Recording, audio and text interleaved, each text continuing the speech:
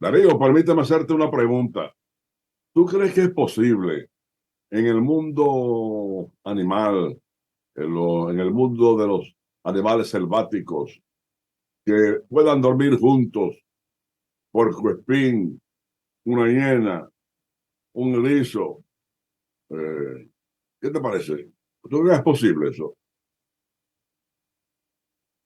No te, no te escucho, no te escucho.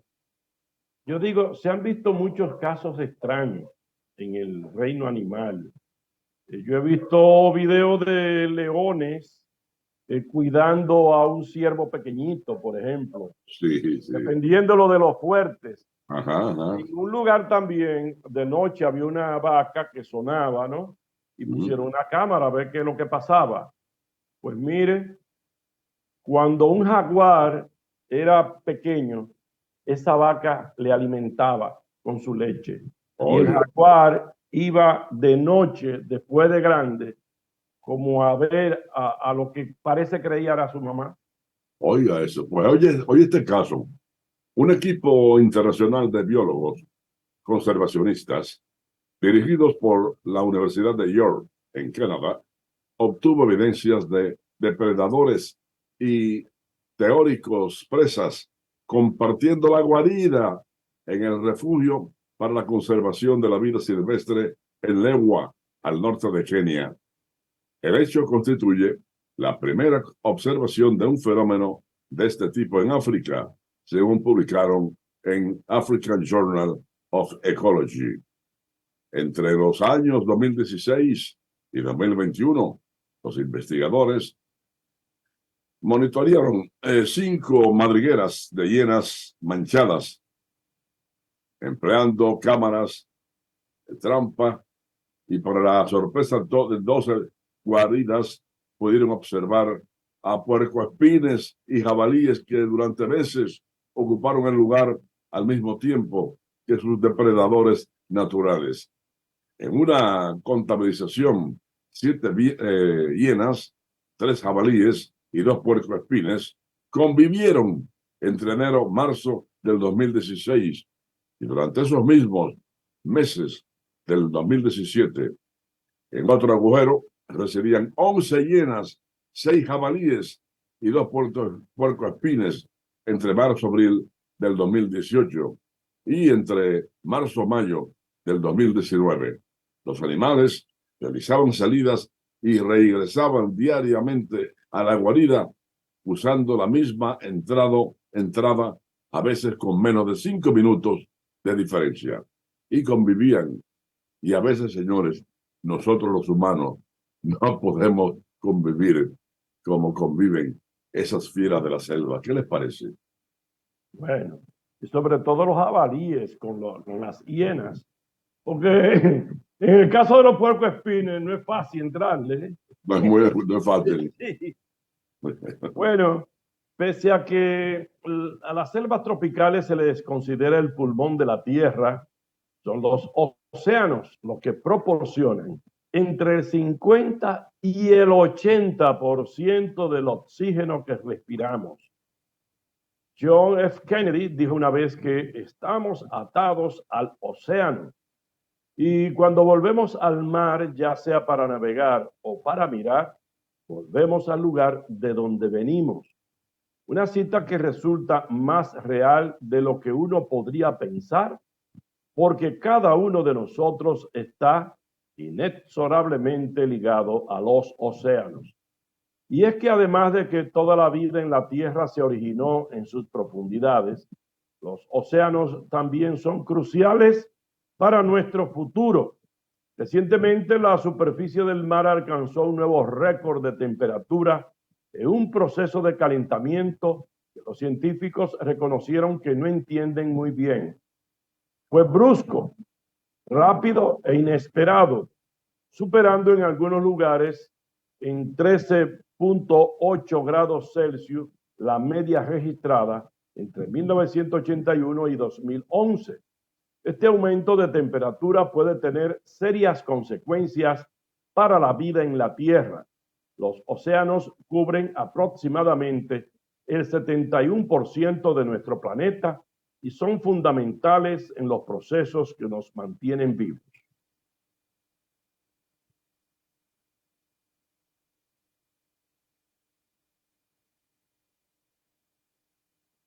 Yo decía que en 1978, el año en que nació la primera bebé de probeta del mundo, los expertos en reproducción humana acordaron una regla que se impuso en todo el mundo. Prohibieron el cultivo de embriones humanos in vitro más allá de los 14 días. El objetivo era poner un límite ético al crecimiento campo de la investigación de embrionarios y en algunos casos y países con umbral de 2 semanas, incluso fue escrito en la ley. ¿Pero por qué 14 días? Bueno, este periodo entre la tercera y cuarta semana de gestación no solo es más importante para hacer que nosotros seamos nosotros al transformarnos de un grupo de células a un organismo individual, sino que también es el más delicado del embarazo. El motivo en que al final de la segunda semana de gestación empieza un complicado proceso que muchos consideran el más fundamental de nuestra creación, la gastrulación. La gastrulación, durante el cual se sientan las bases que formarán todos los órganos y tejidos de nuestro cuerpo. Esta etapa es la que define cómo seremos físicamente y la que nos hace seres individuales e irrepetibles, ya que cuando se forma la llamada línea primitiva, dando comienzo al proceso de gastrulación, el embrión ya no puede dividirse para formar gemelos. Miren qué importante es esto, ¿eh? En los 14 días primeros, ahí comenzamos a formarlo. ¿Cómo vamos a hacer? Bueno, el choque múltiple en el que se vieron implicados unos 80 vehículos en la carretera interestatal 55 al sur de la ciudad de Springfield, el estado de Illinois, en Estados Unidos.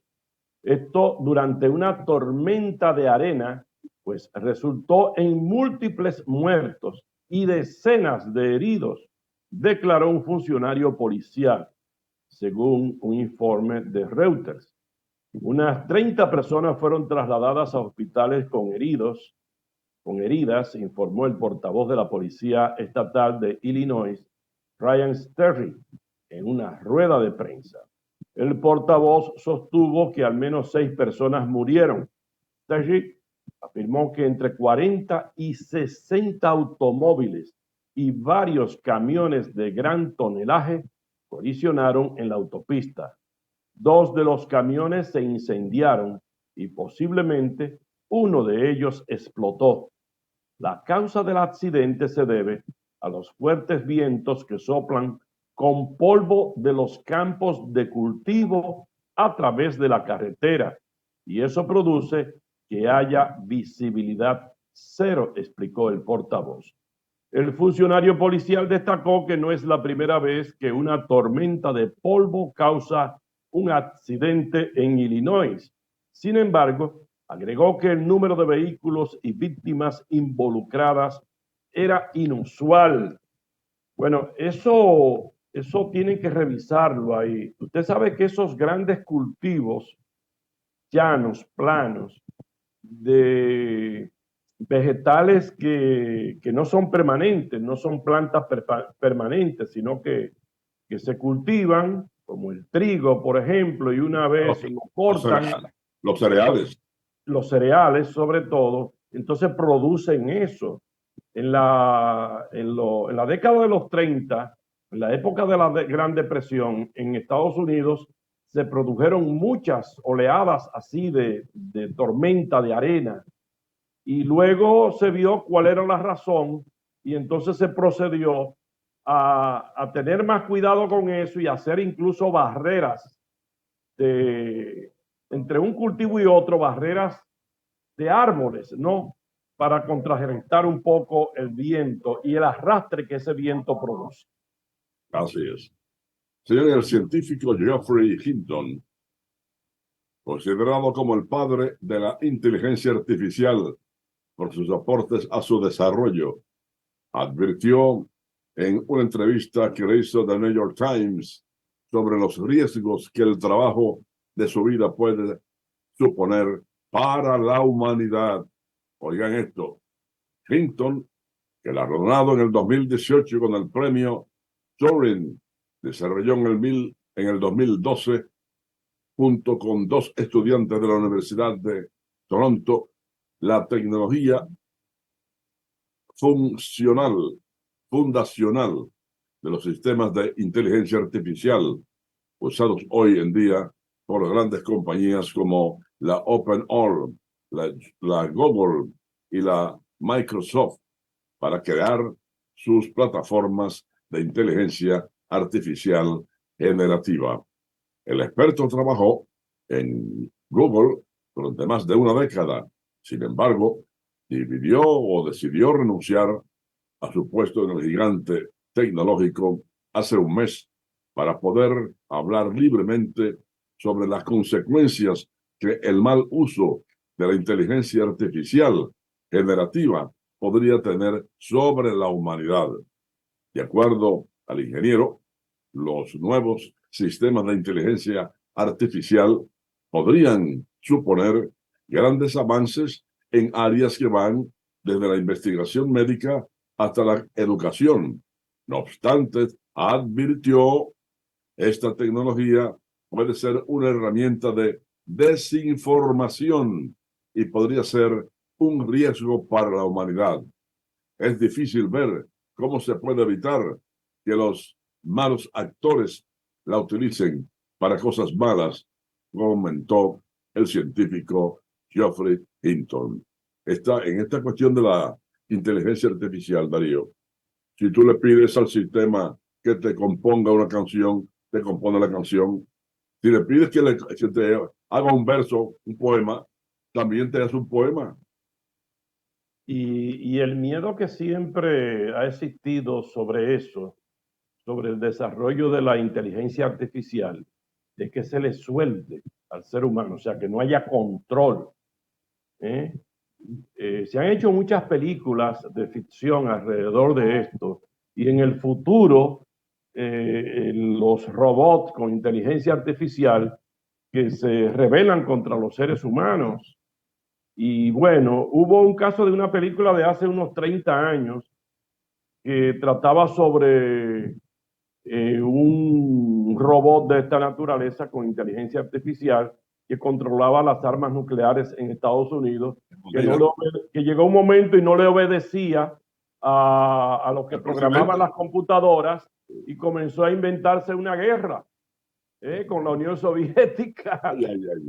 Imagínense cómo estaban esa gente.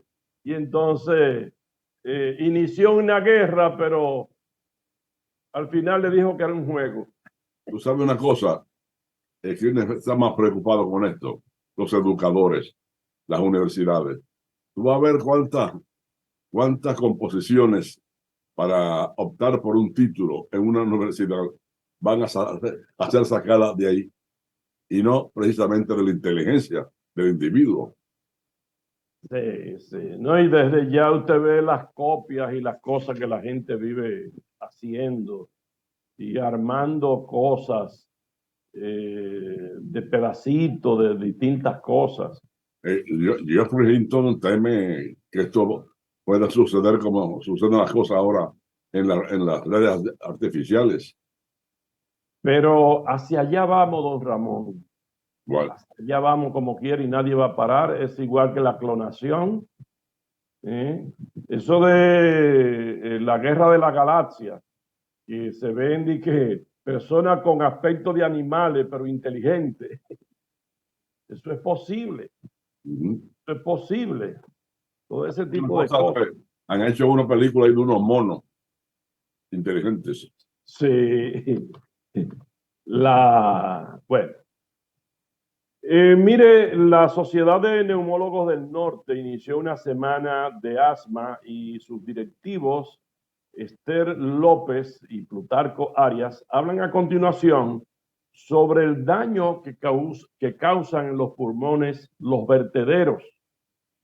Algo sobre lo que hay que trabajar. Los vertederos este país está lleno de vertederos y a veces no hay control sobre esas cosas, como uno que hay ahí en Puerto Plata, en una zona turística. Cirugía torácica. Que necesito para estar en tu presencia. Que comienza con el primer martes de cada mes celebrando el Día Mundial del Asma. Esta iniciativa inició en 1998 por la Iniciativa Global del Asma con la finalidad de concientizar a la población, al prestador de salud y a todos los pacientes sobre lo que es la enfermedad y los cuidados que debe de tener. Este año tenemos nuestro lema de cuidado y control de asma para todos y, lógicamente, NeumoNorte, como entidad filial de la Sociedad Dominicana de Neumología, estamos trabajando como cada año desarrollando diversas actividades para el cuidado de la misma. En este momento vamos a hacer aquí en el monumento lo que es el lanzamiento inicial de esta actividad. Y la sociedad, junto a nosotros, tiene un sinnúmero de actividades que serán realizadas en Santo Domingo y en todo el país. Como NeumoNorte vamos a ofrecer varias charlas en diferentes hospitales, diferentes centros de salud de toda la región del Cibao, donde se va a incluir Puerto Plata, San Francisco de Macorís, Santiago, La Vega, Moca, Bonao y todas las zonas aledañas, así como también donaciones de equipos de nebulizadores y actividades en las noches con conferencias dedicadas a los neumólogos con diferentes aportes de casas comerciales y de nosotros los neumólogos para el conocimiento y desarrollo de la enfermedad. También en esta semana aquí en el Cibao se lanzará lo que es la primera clínica de asma grave. Existe un % pequeño de pacientes asmáticos que no responden a la terapia convencional y gracias a Dios ya tenemos en el Cibao una clínica de asma que estará ubicada en el Hospital José María Cabral Ibáez, que le dará asistencia a estos pacientes. Sabemos que la enfermedad del asma es una enfermedad crónica, inflamatoria. La Organización Mundial de la Salud habla de que afecta a más de 250 millones de habitantes a nivel del mundo y hay otras entidades internacionales que hablan hasta de 320 millones de personas afectadas por asma.